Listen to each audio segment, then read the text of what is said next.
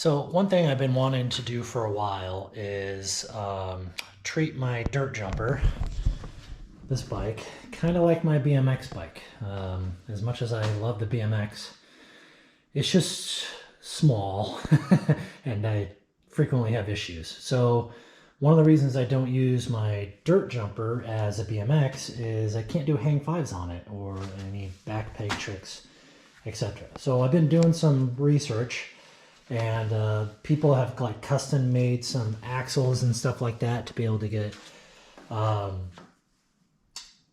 peg on a suspension fork with some success or whatever. So I yesterday went to the hardware store, got a couple of parts, and I'm going to see if I can figure out how to get a peg on the front fork.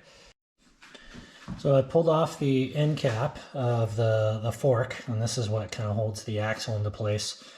You can see with my peg here, and this is just a Sunday metal peg with the hole in it, etc. This does not fit.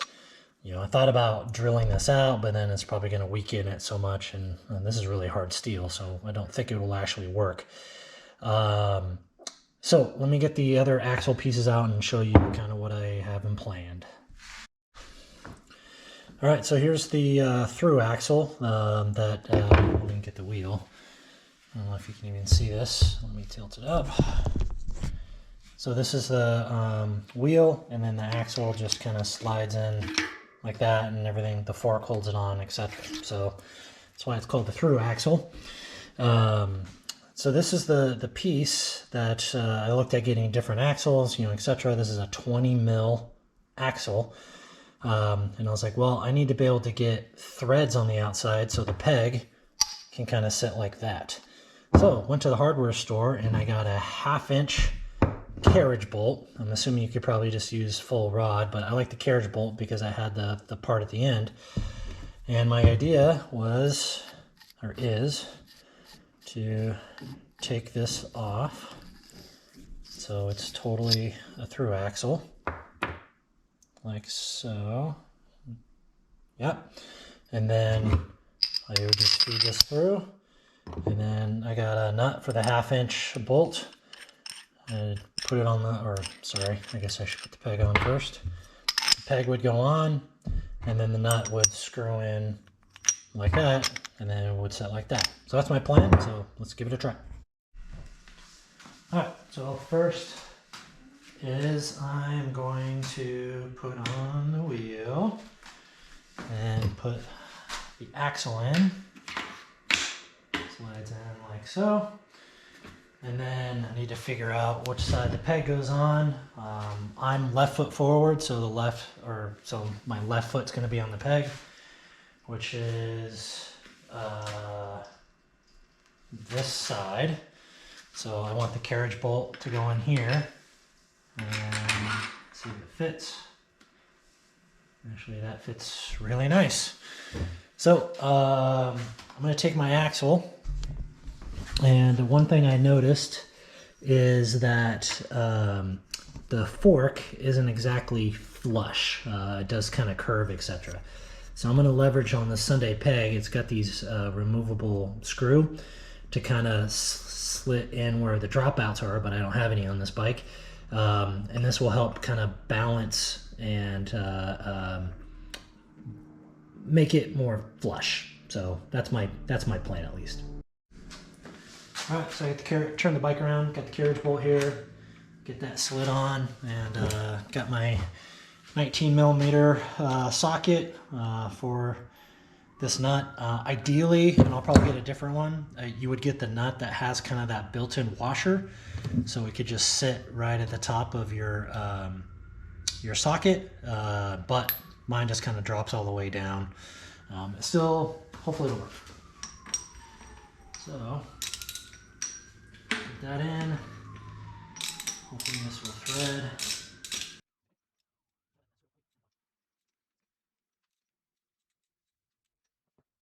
All right, and just a little bit of a close-up. You can see how there is a gap because of that screw. To be honest, I'm okay with that. I'm not grinding this setup. This is all purely for hang fives and maybe a little bit of peg tricks. But you can see how that screw, I have it on the bottom, so hopefully that'll level it out a little bit. I just got to tighten up the fork bolts here so the axle doesn't move anymore, and then that should be it, and then we can go out and test it.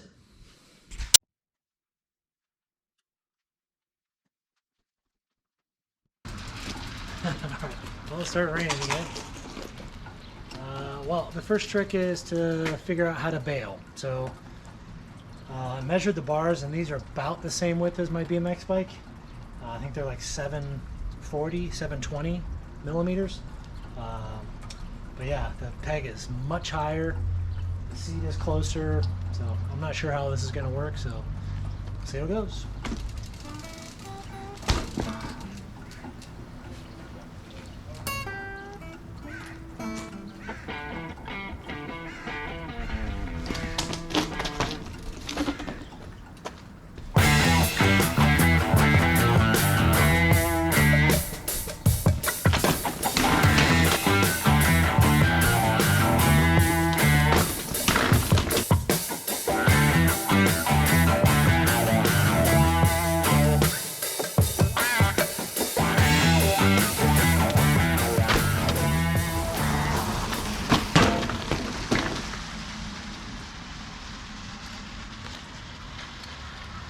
Okay, well, kind of know how to bail, so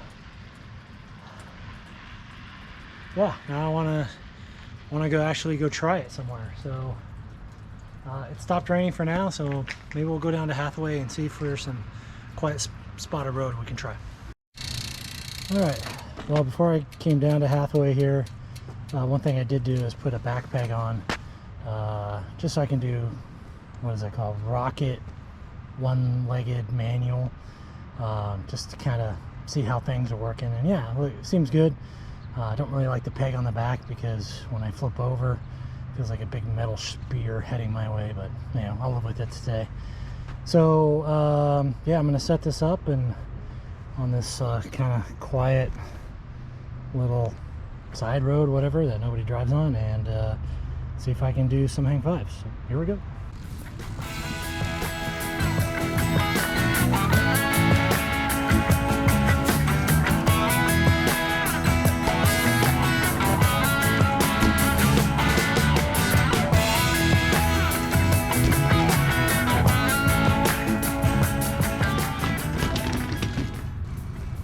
Okay, one thing I've noticed already is the seat's a lot higher, so it hits me in the bottom before I'm in the right position. So I'm just going to practice trying to figure out how to get in the right body position for a balance point.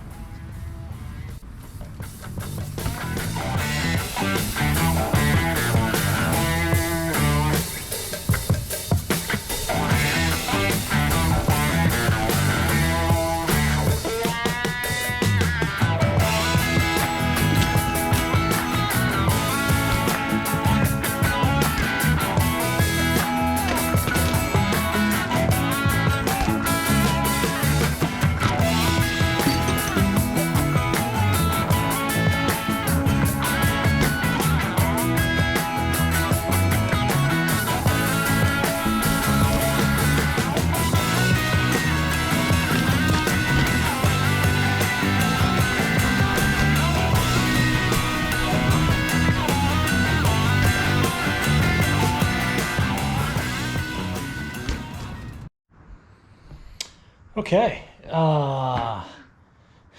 for the most part, everything worked really well. A couple of changes I want to do, well, this one's probably more long-term, is I want to switch out these cranks and pedals. These are plastic pedals and they have like no real traction, which is nice when you're trying to learn tricks. But I'm to the point now where I want the traction, so trying to do nose manuals where you kind of scoop up with your back feet. And the fact that I ride in the rain most of the time, my pedals or my feet just slip off the pedals. So I need something with like big metal pins, and honestly, I break plastic pedals all the time, so I probably need to get metal pedals. The other thing is these are pretty long cranks, and I have a problem when I want to be able to do bar spins. Let me get this set. Sorry, get my foot set. So when I have my foot down here like this and I want to do a bar spin or an X up, you can see as it comes around, it almost hits my foot. My ideal riding position is right here on the pedal. So you can see it hits my foot every time, and if I have my toe pointed down by quite a bit. This frame is too short for me, but you know, obviously don't have the budget to replace the frame. I'm trying to get a new mountain bike, so that's kind of priority. But if I can find shorter cranks, so instead of these 175s, if I can get 165, I know it's only a centimeter shorter, but it could help, you know, with the bar spins. Second thing, which I just did, is I took out those junky bar ends, cleaned out my grips underneath the grips, dried them out, so I don't have throttle grip right now. And I put these Odyssey bar ends on here, which I've been trying to save, but I guess I need to use them now. Once these totally dry out, then I'll tape the outside as well. That'll help get the water inside. They're already kind of getting shredded up from the electrical tape, but I can't have throttle grip. And I don't want to put lock-ons because they're so expensive and they break so easy. So yeah, just gonna see how it goes. And the other thing, think about lowering the seat, but to be honest, I like where that seat is. It would make hang fives easier if the seat was lower, but bar spins harder. And my ultimate goal is to be able to do bar spins. So what else? Oh, last thing, I'm probably going to take off the brake rotor since I don't have brakes on right now and I'm learning, and I don't think I'm dirt jumping anytime soon. Don't really need the brake, so I should probably take that off and save it, make sure it doesn't get broken. But other than that, I'm really happy. I'm looking forward to another session where I can just get out and just constantly try hang flies, etc. Because I think I could get them fairly quick. So yeah, thanks for watching, and hopefully you learned something. And for those of you who want to try to put pegs on your dirt jumper, it can be done. Might scratch some things up, but definitely works. So cheers.